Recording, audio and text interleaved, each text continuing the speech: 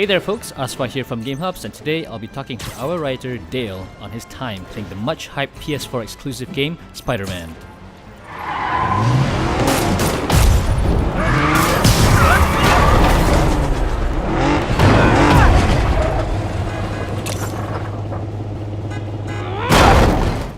So Dale, what portion of the game did you play? I played the first 2 hours. First 2 hours of the game. In the 2 hours, like what kind of stuff did you do? Right off the bat, you're fighting. You're on a police chase. You're gonna try and get Kingpin and fight him. Shot.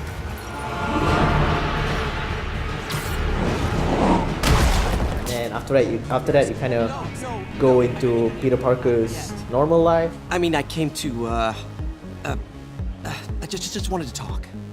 And back to Spider-Man. So yeah, it's a good balance.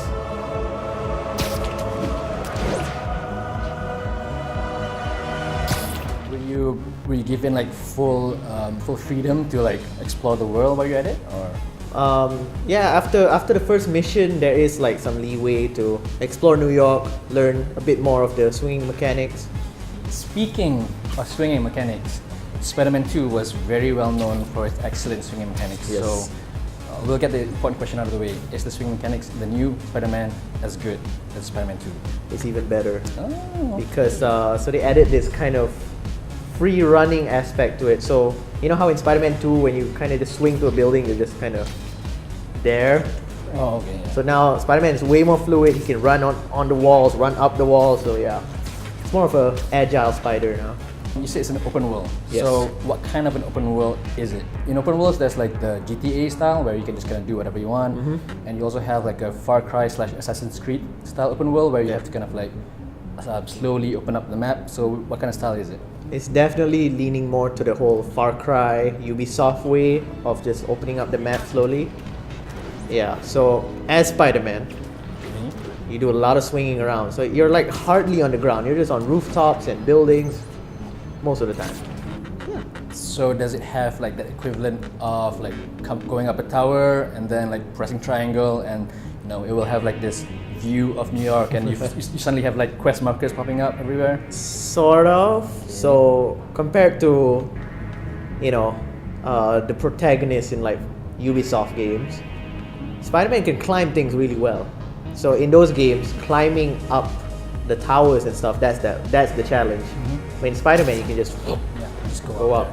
So instead, yeah, you go to this kind of radio tower thing. You gotta do a little mini game, and then you open up that part of New York.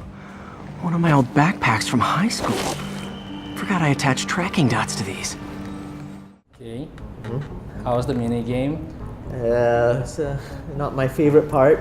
So you're supposed to line up these frequency waves, line them up so that it's correct. So you're supposed to, you know, like left and right to make the wave thinner or wider, and up and down to make it higher or lower. So I just found it easier to just waggle the stick and then get the right combination. So yeah. Okay, mini game done. Let's talk about big game stuff. Okay. What about the combat? Because like Spider-Man 2, like which is my favorite Spider-Man game, it's probably the only good Spider-Man game. The combat is like a little bit button mashy. How's the combat in this new Spider-Man?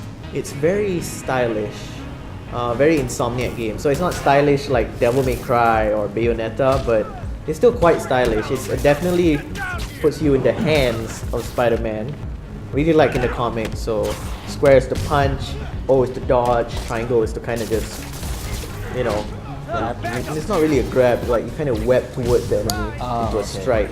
And then L1 and R1 is to just shoot your web, so yeah.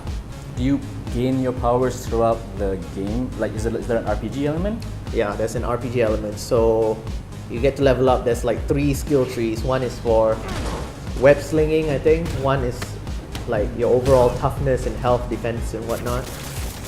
And the other one is your agility, I think. Okay. Something like that. So it's like three different skill trees that you gotta level up throughout the game.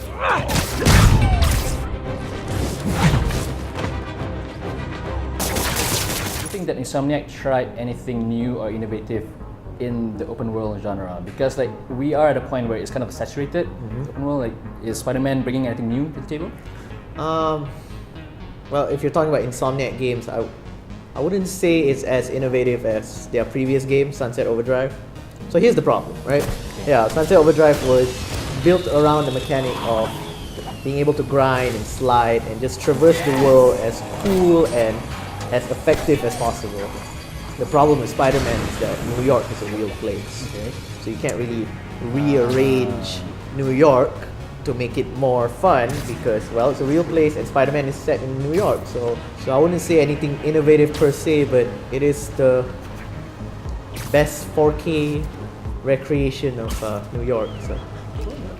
Arkham Knight, the Arkham series is probably one of the best DC superhero video game series out there. Is Spider-Man PS4, is it going to do that for the Marvel video games? Yeah, definitely. I think it's better than the Arkham games, that's for sure. Because Spider-Man as a superhero, he's just so mechanically sound compared to Batman or Superman. His powers, his skill set, all revolves around him being a superhero in New York. So it just works.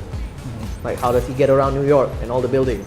He can shoot his web and climb stuff, you know?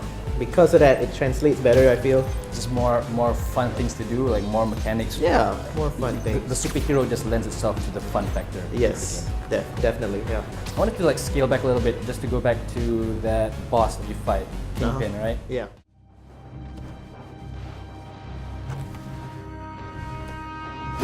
Writing your memoirs? Don't forget the hyphen between Spider and Man. Get the chopper ready. I won't be long.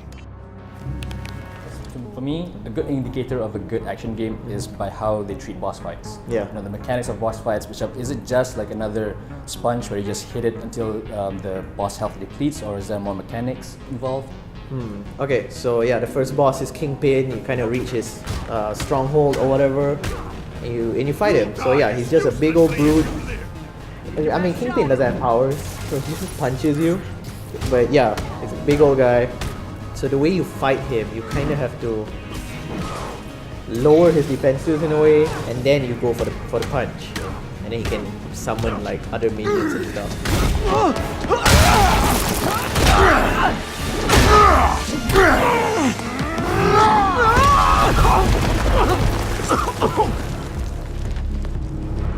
You are everything that's wrong with this city!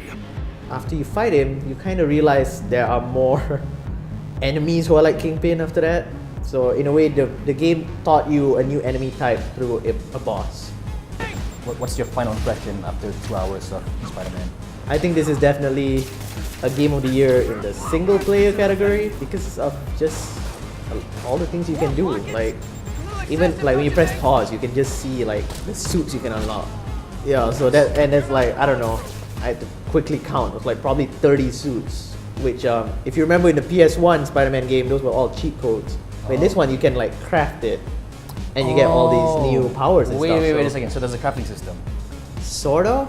It's not really crafting per se. If I'm not mistaken, you have to collect these tokens that are scattered all over New York. So yeah. So it's more like an unlockable system rather than like, you know, you have to gather materials. Yeah, it's not like 3 wood and 5 steel. Oh, man. It's like, I think it's a proper thing. Okay, so Spider-Man RPG is still a long way to go. Right? Yeah.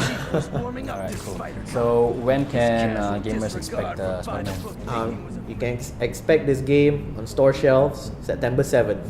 It's a month away. So there you have it, Spider-Man PS4. Sounds pretty good so far.